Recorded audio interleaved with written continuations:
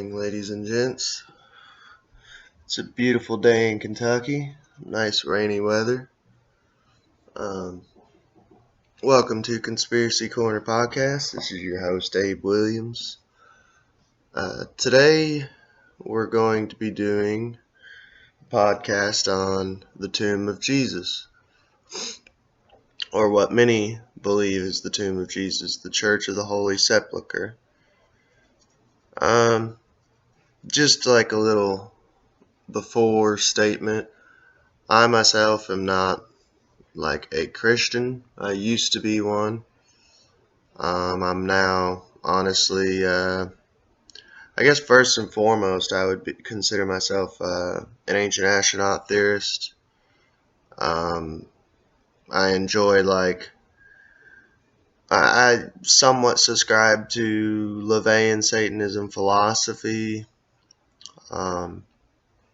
but I wouldn't say I'm full-blown like a Satanist or something, because essentially a Satanist is an atheist.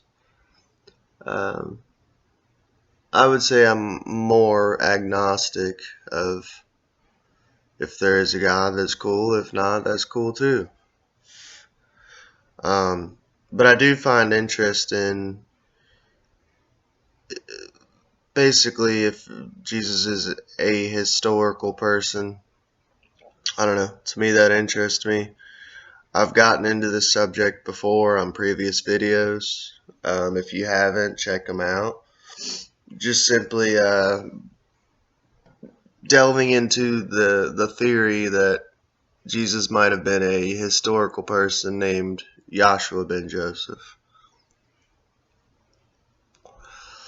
But I don't know, all that stuff kind of interests me, like the whole Da Vinci Code side of it. If he had a wife and offspring, all that. So I just kind of, it interests me as a conspiracy theorist first and foremost. It's one of those big conspiracies. Was he alive? You have accounts of missing years. You have lost books of the Bible, Dead Sea Scrolls, all that stuff. To me, that's just cool stuff. But I wanted to kind of make that little statement before getting into this, so that way you know that this is like it'll be a skeptical one, but an open-minded one too. Honestly, it's just interesting, and I hope you enjoy it and delve into this as deep as I am. But that's what this episode is going to be on, is the tomb of Christ. Also, it's going to delve a little bit into the Church of the Nativity, which is believed, I think, I don't know, I'll get into it, and we'll both kind of learn together. So, I got a couple articles here I'm going to read by Frederick Hebert. Since 2003, I have served as an in-house archaeologist for the National Geographic Society. In this role, I have had the opportunity to visit a number of amazing places: the tomb of Tutankhamun in Egypt, the burial sites of the Mycenaean kings of the Bronze Age Greece, and the great temples of the Maya in Central America, to name a few. Of all these historic sites, monuments of human achievement, and testaments to time, none have impacted me as the Church of the Holy Sepulchre in the old city of Jerusalem, the epicenter of world religions and history. In 2016, National Geographic was invited to document the restoration of the central shrine of this historic church, the Tomb of Christ, called the Holy Edicule. This tomb is, according to Christian tradition, the location where Jesus' body was laid following the crucifixion. Throughout the night of October 26, 2016, a team of conservators slid the white marble cover off the Edicule's inner shrine, something that had not happened for centuries. Peering down into that unseen chamber was a remarkable experience, a chance to look through history aside from the dust that had accumulated over centuries. Under the top slab was another partially preserved marble slab engraved with a simple cross. Beneath that was hewn limestone, likely the original bedrock, venerated for generations as the holy rock on which all of Jerusalem is built. But time will tell what new understandings will be revealed from a study of the original surface. But I was transformed, being the witness to this event. I'm going to show a little picture in a slideshow of that image there of the broken slab with the cross on it.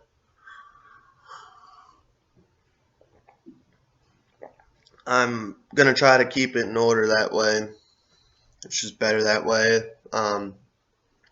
But it'll be on here. Worst case scenario, you can still see it somewhere towards the end, or I'll try to keep it in order the best I can though. I may be wrong, but I believe that it's a Templar Cross. It actually gets into the Knights Templar kind of excavating or checking it out back in the day. The Church of the Holy Sepulchre originally dates to AD 325, established by the first Christian emperor of Rome, Constantine. The location was originally outside the city walls of Jerusalem, but the city grew rapidly with Roman rule. Constantine sent his mother, Helena, to Jerusalem to interview locals about the possible location of the crucifixion. Helena is often credited as the world's first archaeologist, as she not only identified the place of Golgotha, but excavated a 1st century AD rock-cut tomb nearby, which would eventually be recognized as Jesus' tomb. Today, the church is located in the Christian quarter of the old city of Jerusalem, where locals and visitors walk through a maze-like covered bazaar. Actually, let's go back to that, though. That would be a really good book to read, like about Constantine, Council of Nicaea, and then maybe I'm not sure if it's out there, but Helena, Constantine's mom, maybe her accounts of like doing all that archaeology, especially if she's considered like the first legit archaeologist. I don't know. To me, that would just be neat to read a book on that if they have it. If they do and you all know about it, hit me up in the comments, let me know, and I'd like to read that. Today, the church is located in the Christian quarter of the old city of Jerusalem, where locals and visitors walk through a maze-like covered bazaar with merchants hawking everything from ceramics and t-shirts to fragrant spices and sizzling meat sandwiches. Yeah, Jerusalem, like Israel, their food looks awesome.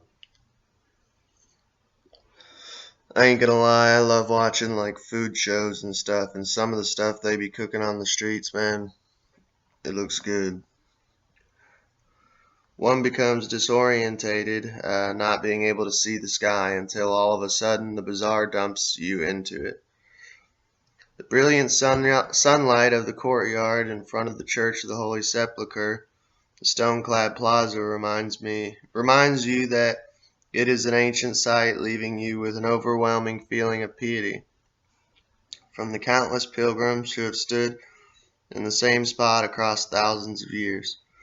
At the court of the church is a large shrine, the edicule, from the Latin edicule, or little house, which is dwarfed by the huge dome of the church. Over centuries, the church and the shrine have been subject to damage from earthquakes and invasions. They are under constant threat of fire from pilgrims' candles. Early on, Greek Orthodox, Armenian, and Latin communities established monasteries within the church and became its caretakers.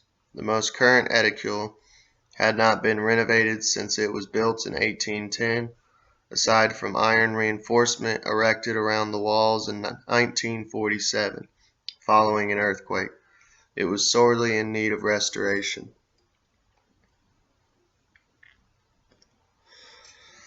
The Conservation Project. To restore the edicule, the church turned to a conservator from the National Technical University of Athens, Professor Antonia Moropoulou, famous for conserving the Hagia Sophia in Istanbul just before a major earthquake struck. The conservation project for the edicule was considered considerably more challenging because it remained open during the restoration. The conservation team spent a year planning using high-tech, non-invasive techniques to peer inside the walls of the structure and injecting the walls with liquid mortar to solidify the building without taking it completely apart. The upper floors of the church were transformed into a masonry lab where stones were cleaned and repaired.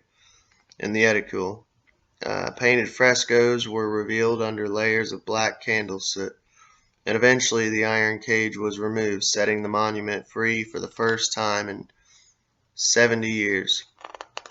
During the course of conserving the edicule, an unprecedented agreement was made to open the tomb to allow the conservators to ensure that the inner core was protected during the conservation project.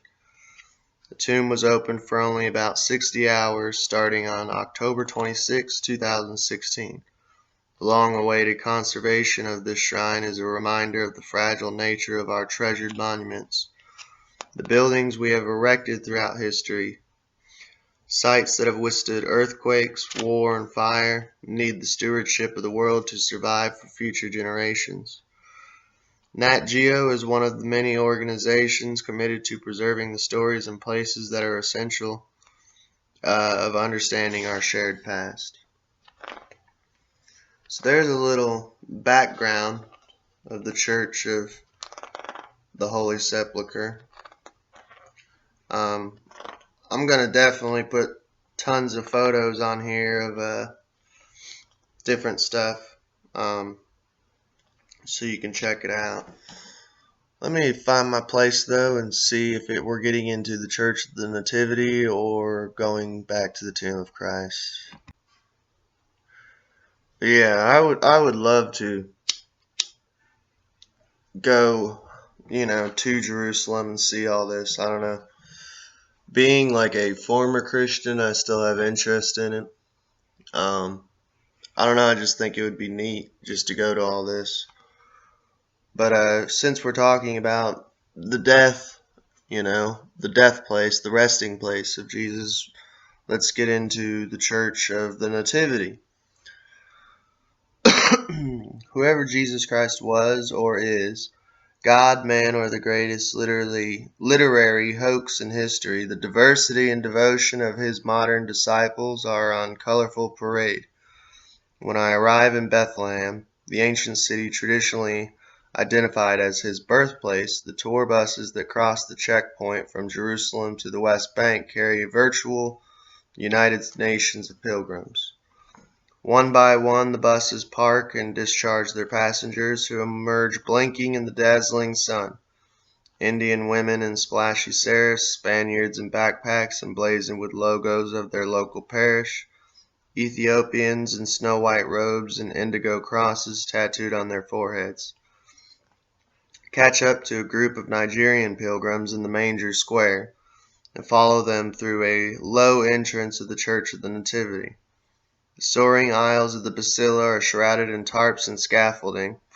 A conservation team is busy cleaning centuries of candle soot from the 12th century gilded mosaics that flank the upper walls, above elaborately carved cedar beams erected in the 6th century. We carefully circle a section of floor cut open to reveal the earliest incarnation of the church, built in the 1330s on orders of Rome's first Christian emperor, Constantine. I might one day do a whole podcast on Constantine, because that's interesting stuff right there. Especially like the Council of Nicaea and stuff. That gets into, I don't know, that was one of the biggest changing points in history. To me, you got like 2 or 3 big changing points in history, and the burning of the Library of Alexandria is several of those. I believe it burnt like 2 or 3 times. That to me is a big part in history, and the Council of Nicaea just seemed like it reshaped like the whole world. There's very few little huge parts in history that kind of I focus on that definitely stand out to me, but that's one of them. It changed everything. Another series of steps takes us down into a lamplit grotto and a small marble-clad niche. Here, a silver star marks the very spot where, according to tradition, Jesus Christ was born. The pilgrims ease to their knees to kiss the star and press their palms to the cool, polished stone. Soon a church official entreats them to hurry along and give others a chance to touch the holy rock, and by faith the holy child. There's actually, I did a video on holy relics, several videos actually. I did one on the crown of thorns that Jesus supposedly wore, and there's another one, a stone, which is supposedly a fragment of the actual manger, the Nativity manger. So check that video out if you haven't. I actually kind of I've been delving deep into this stuff for a minute. I don't know, I've always been like a fan of Indiana Jones and stuff, so to me, like holy relics. I've been on my own personal Grail quest for several years now. I'm really big into the Holy Grail and all that, so check out a lot of the older videos. I mean, you'll find a bunch of stuff on the Holy Grail and different relics and stuff like that. It's just stuff I find interesting. The Church of the Nativity is the oldest Christian church still in daily use, but not all scholars are convinced that Jesus of Nazareth was born in Bethlehem. Only 2 of the 4 Gospels mention his birth, and they provide diverging accounts. The traditional manger and shepherds in Luke, the wise men massacre of children and flights to Egypt in Matthew. Some suspect that the Gospel writers located Jesus' nativity in Bethlehem to tie the Galilean peasant to the Judean city prophesied in the Old Testament as the birthplace of the Messiah. Archaeology is largely silent on the matter. After all, what are the odds of unearthing any evidence of a peasant couple's fleeting visit 2 millennia ago? Excavations at and around the Church of the Nativity have so far turned up no artifacts dating to the time of Christ, nor any sign that early Christians considered the site sacred. First clear evidence of veneration comes from the 3rd century when the theologian Origen of Alexandria visited Palestine and noted, "In Bethlehem there is shown the cave where Jesus was born." So there you go. Origen of Alexandria visited Palestine and noted that it's actually a cave, which is interesting.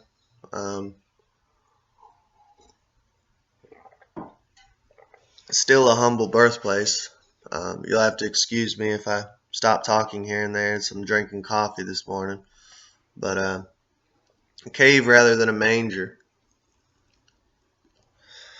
Still neat though if it's true. It'd be cool to visit it and see it.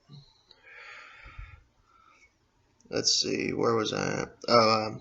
Early in the 4th century, Emperor Constantine sent an imperial delegation to the Holy Land to identify places associated with the life of Christ and hallow them with churches and shrines.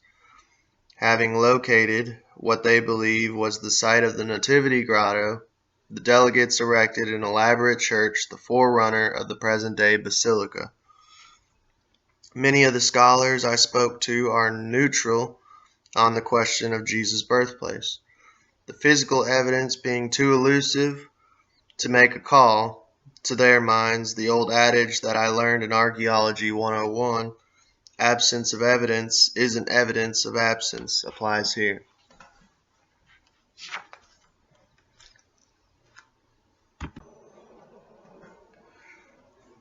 At each stop on my journey through Galilee, Jesus' faint footsteps seemed to grow a bit more distinct, a shade of more discernible, but it's not until I return to Jerusalem they finally come into vivid focus. In the New Testament, the ancient city is the setting for many of his miracles and most dramatic moments, including clashes with religious authorities and his final Passover meal. Unlike the disparate stories of Jesus' birth, the four Gospels reach much closer agreement in their account of his death. Following his arrival in Jerusalem for Passover, Jesus is brought before the high priest Caiaphas and charged with blasphemy and threats against the temple. Condemned to death by the Roman governor Pontius Pilate, he's crucified on a hill outside the city walls and buried in a rock-cut tomb nearby. So he's talking about Golgotha as the hill. And that's an actual physical hill you can go and visit. So I would love to be rich, man, and go over there and just see all this and go on my own personal pilgrimage. I find it interesting. A lot of people that go over there, they have what's called like Jerusalem syndrome or something. Like a lot of people, when they go over there, they have like hallucinations, auditory and visual hallucinations, a lot of spiritual experiences when they go over there. So I definitely, as a ghost hunter and someone who's interested in the paranormal, would love to experience that. I definitely would open myself up to it. I think it'd be neat. The traditional location of that tomb is what is now the Church of the Holy Sepulchre, is considered the holiest site in Christianity. It's also the place that sparked my quest for the real Jesus. In 2016, I made several trips to the church to document the historic restoration of the Edicle, the shrine that houses the reputed tomb of Jesus. Now, during Easter week, I returned to see it all in soot-scrubbed, reinforced glory. Standing shoulder to shoulder with the holiday pilgrims waiting to enter the tiny shrine, I recall the night spent inside the empty church with the conservation team, coming upon darkened nooks etched with centuries of graffiti and burials of Crusader kings. Man, the Crusaders dabbled in everything. I don't know, that's another big podcast I would love to do, is get more into Crusader history and stuff, and they predate definitely what I've heard, like the Knights Templar and Crusaders predate Freemasonry, became what is today modern Freemasonry. The actual like origins of Freemasonry and stuff are very shrouded. It's hard to figure out. But that's one of the theories, is that they branch from the Knights Templar. So any conspiracy theorist, if you're tuning into Conspiracy Corner, I'm sure you're up to date, at least slightly, on Freemasonry. Interesting stuff. Deep stuff. Let's see. I marvel at the many archaeological discoveries made in Jerusalem and elsewhere over the years that lend credibility to the scriptures and traditions surrounding the death of Jesus, including an ornate ossuary that may contain the bones of Caiaphas, an inscription attesting to the rule of Pontius Pilate, and a heel bone driven through with an iron crucifixion nail found in Jerusalem, burial of a Jewish man named Yehohanan. I'm also struck by the lines of evidence that converge on this ancient church. Just yards from the tomb of Christ are another rock-hewn tombs of the period, affirming that this church, destroyed and rebuilt twice, was indeed constructed over Jewish burial ground. I recall being alone inside the tomb after its marble cladding was briefly removed, overwhelmed that I was looking at one of the world's most important monuments. a simple limestone shelf that people had revered for millennia, a sight that hadn't been seen for possibly thousands of years. Today, on my Easter visit, I find myself inside the tomb again, squeezed alongside three kerchiefed Russian women. The marble is back in its place and protecting the burial bed from their kisses and all the rosaries and prayer cards rubbed endlessly on its time-polished surface. The youngest woman whispers entreaties for Jesus to heal her son, Yevgena, who has leukemia. A priest standing outside the entrance loudly reminds us that our time is up, that the other pilgrims are waiting. Reluctantly, the women stand up and file out, and I follow. At this moment, I realize that to sincere believers and scholars' quest for the biblical, non-supernatural Jesus is of little consequence. The quest will be endless, full of shifting theories, unanswerable questions, irreconcilable facts.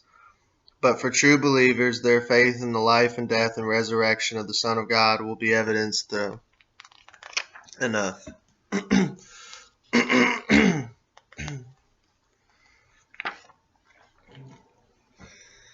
The structural integrity of the Church of the Holy Sepulchre, early 19th century edicule, thought to be the burial place of Jesus, has been a concern for decades. Following a 1927 earthquake, British authorities were forced to shore up the building in 1947 with exterior girders.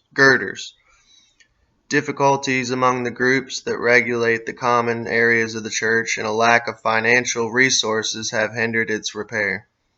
The Church of the Holy Sepulchre in the Old City of Jerusalem is currently under the custody of 6 Christian sects. 3 major groups, the Greek Orthodox Church, the Roman Catholic Church, and the Armenian Orthodox Church, maintain primary control over the site. And the Coptic, Ethiopian, Orthodox, and Syriac communities also have presence there. Parts of that church that are considered common areas of worship for all the sects, including the tomb, are regulated by an agreement that requires the consent of all the custodial churches.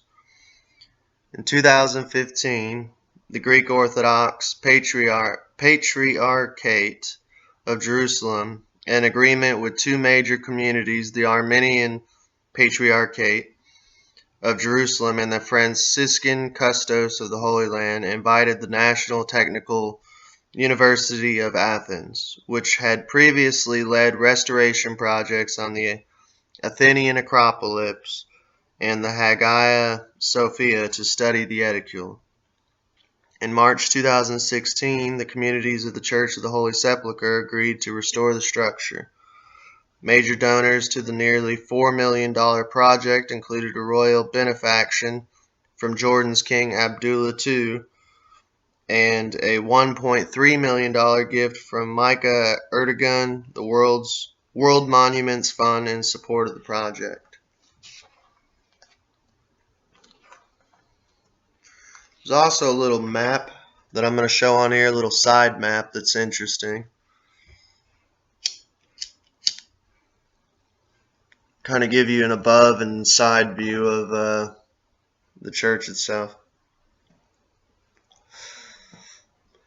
Although it is archaeologically impossible to say that the tomb recently uncovered in the Church of the Holy Sepulchre is the burial site of an individual Jew known as Jesus of Nazareth, indirect evidence suggests that the identification of the site by representatives of the Roman Emperor Constantine in the 4th century may be a reasonable one. The earliest accounts of Jesus' burial come from the canonical Gospels, the first 4 books of the New Testament, which are believed to have been composed decades after Jesus' crucifixion around AD 30. Although there are variations in the details, the accounts consistently describe how Jesus was buried in a rock-cut tomb belonging to Joseph of Arimathea, a wealthy Jewish follower of Jesus. Now that right there is actually very important, that name, Joseph of Arimathea. It's actually Jesus' uncle. A lot of people don't know that.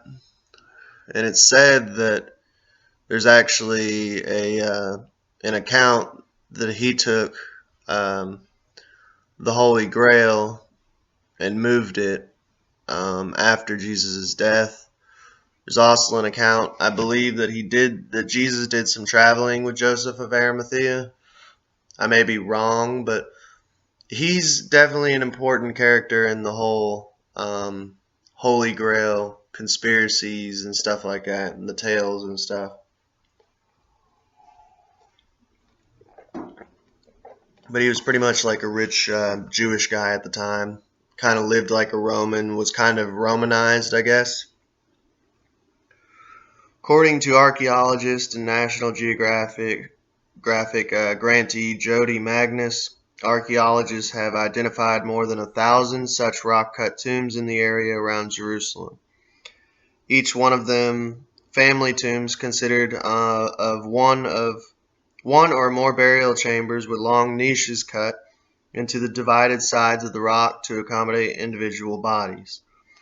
All of this perfectly consistent with what we know about wealthy Jews disposed of their death at the time of Jesus, said Magnus. This does not, of course, prove that the event was historical, but what it does suggest is that whatever the sources were for the Gospel's account, they were familiar with the tradition of these burial customs. Jewish tradition forbade burial within the walls of the city, and the Gospels specify that Jesus was buried outside of Jerusalem, near the site of the crucifixion on Golgotha. A few years later, the burial is said to have occurred. The walls of Jerusalem were expanded, putting Golgotha and the nearby tomb within the city. When Constantine representatives arrived in Jerusalem around AD 325 to locate the tomb, they were allegedly pointed to a temple built by the Roman Emperor Hadrian over 200 years ago. Historical sources suggest that Hadrian had built the temple over the tomb to assert the dominance of Roman state religion at the site Christians venerated. According to Eusebius, bishop of Caesarea, the Roman temple was raised, and excavations beneath it revealed a rock-cut tomb. The top of the cave was sheared off to expose the interior, and a church was built around it to enclose the tomb. The church was completely destroyed by Fatimids in 1009 and rebuilt in the mid-11th century. Excavations inside the Church of the Holy Sepulchre during the 20th century revealed remains of what is believed to be Hadrian's temple and walls of Constantine's original church. Archaeologists also documented an ancient limestone quarry and at least half a dozen of other rock-cut tombs, some of which can be seen today. According to Dan Bayhat, the former city archaeologist of Jerusalem, we may not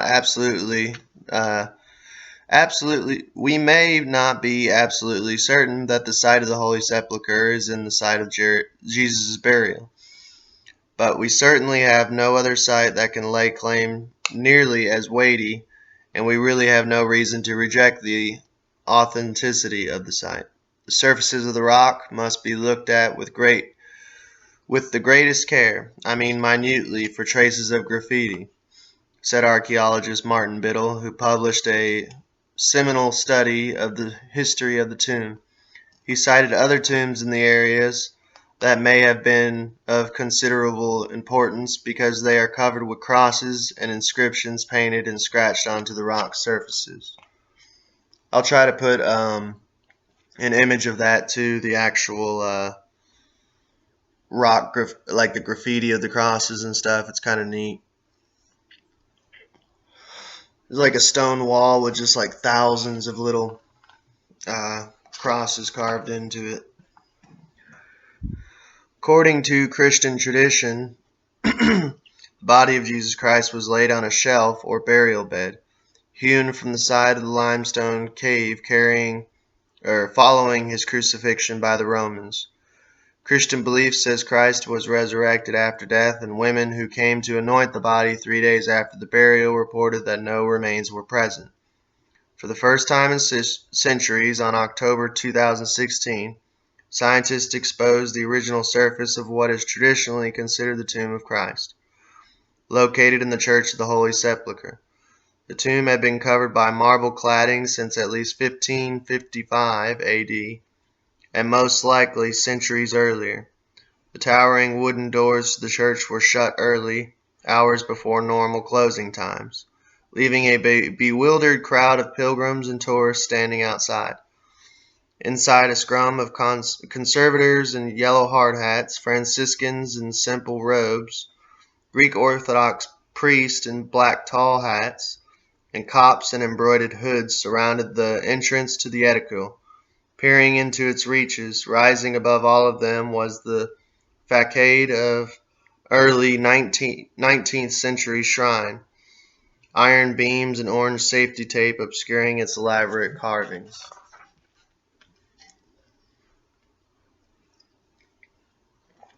The marble covering the tomb was pulled back, and we were surprised by the amount of fill beneath it, said Frederick Hebert, archaeologist in residence at the National Geographic Society, partner in the restoration project.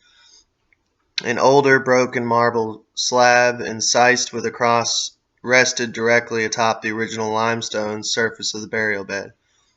Some researchers speculated that this older slab may have been laid down in the Crusader period, while others offer an earlier date, suggesting that it may have already been in place and broken when the church was destroyed in 1009.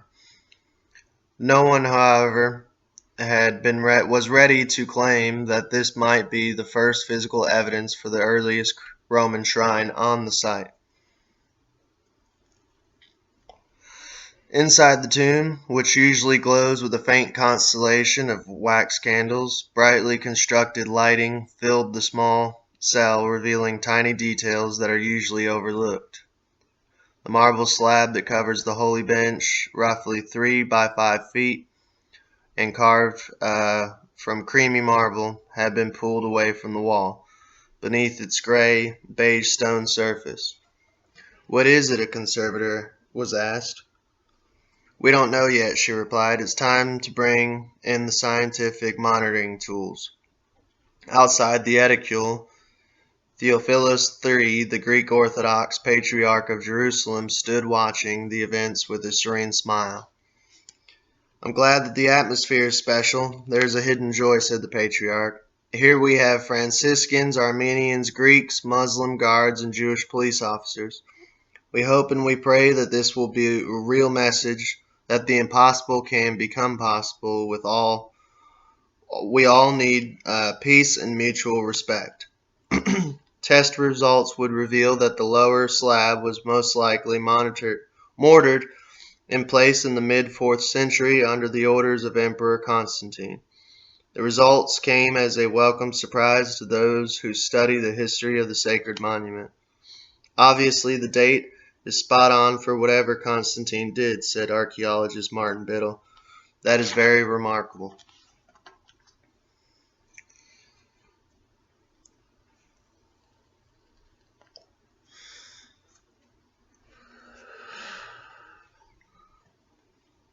The edicule in the Church of the Holy Sepulchre encloses the remains of a cave that had been venerated since at least the 4th century AD as the tomb of Jesus Christ.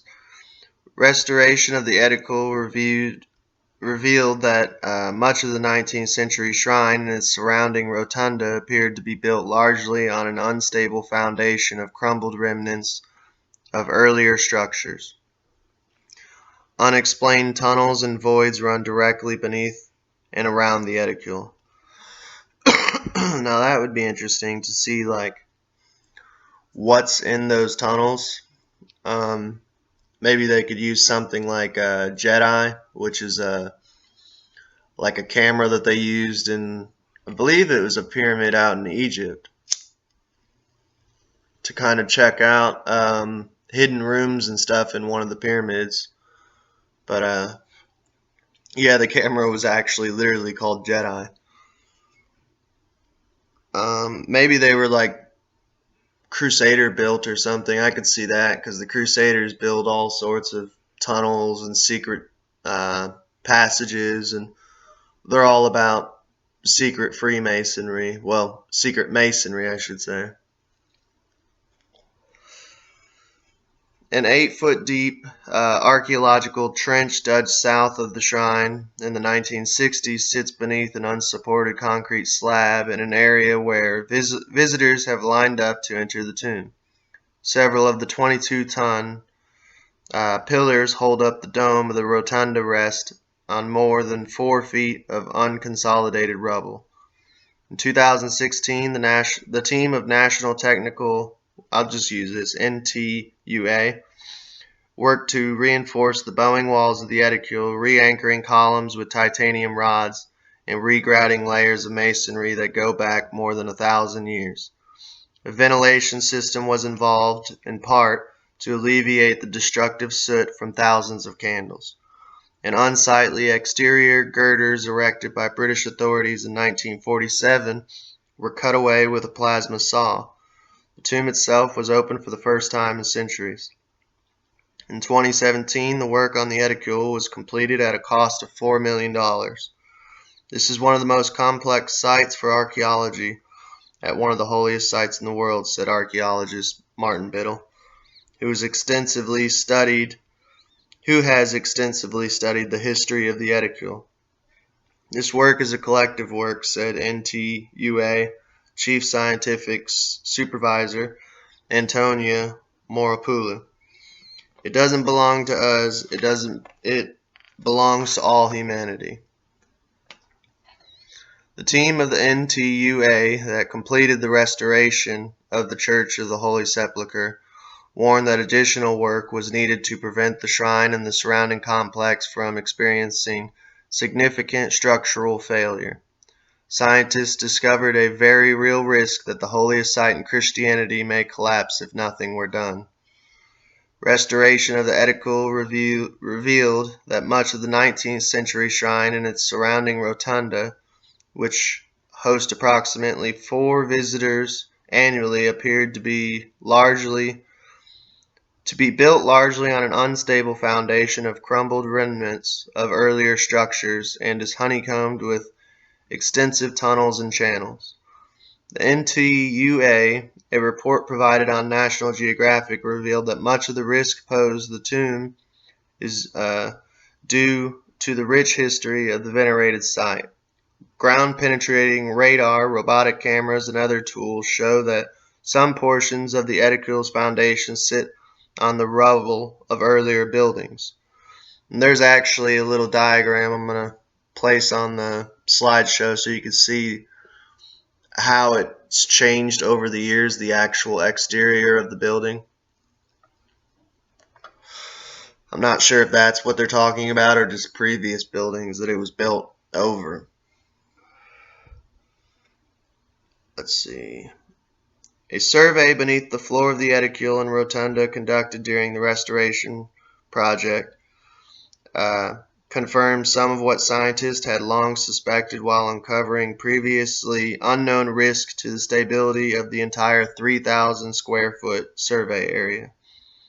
Any future work would be planned in a way to ensure minimal interruption to the millions of visitors who came to the tomb early each year. The possibility that the area below and around the tomb of Christ will be exposed raises new issues about the potential for archaeology at a site that has been the focus of veneration for nearly 2,000 years. I think that's about it. Honestly, that's just kind of a little tour into it.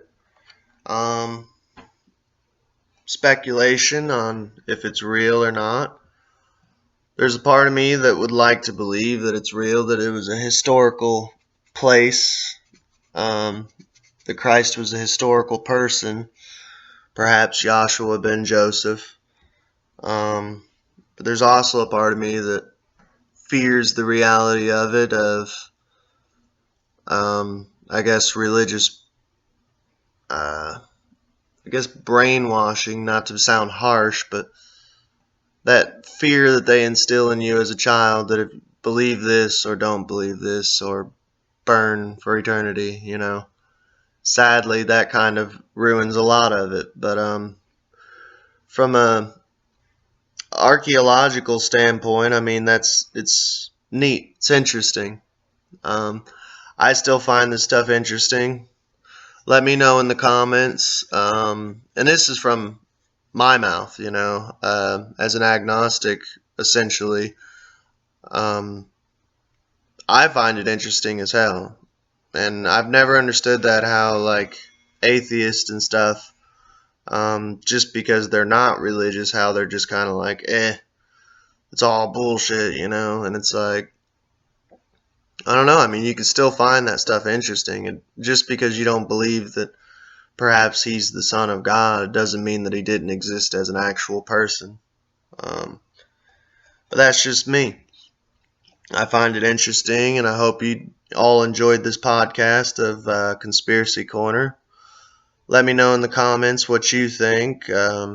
Stay tuned. I don't really have another one planned just yet.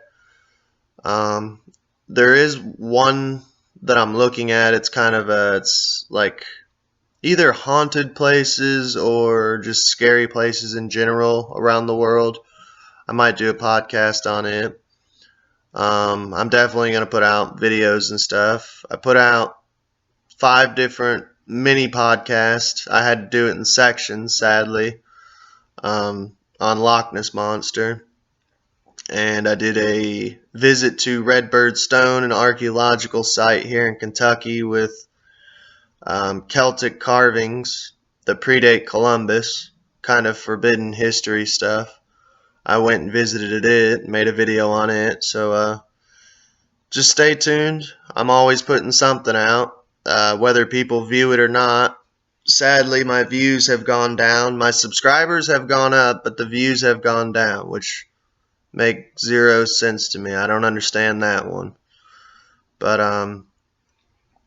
hope y'all are having a good day, and catch y'all later.